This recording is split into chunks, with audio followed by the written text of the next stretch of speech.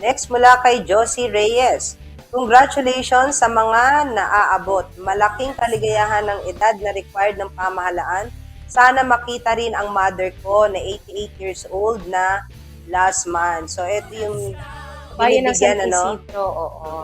Bukod dyan, meron din sa bayan ng Haen. Dahil iyan po ay isang programa na nga ng NCSC, Gobyerno. yung National Commission of Senior Citizen. Tama ba ako sa word ko? NCSC, National Commission of Senior Citizen, na nagbibigay nga ng 100,000 para sa mga umaabot ng 100 years old. At isa na nga dito si Nanay Ilang from Barangay Mangga, bayan ng San Isidro. At bukod doon, yung mga nakakatuntong po ng 80 years old, 85 years old, 90 years old, and 95 years old, pinabibigyan naman din ng 10,000 pesos. Malaking tulong din, syempre. Sa senior citizen ka na, di ba? Ang dami mo nang means.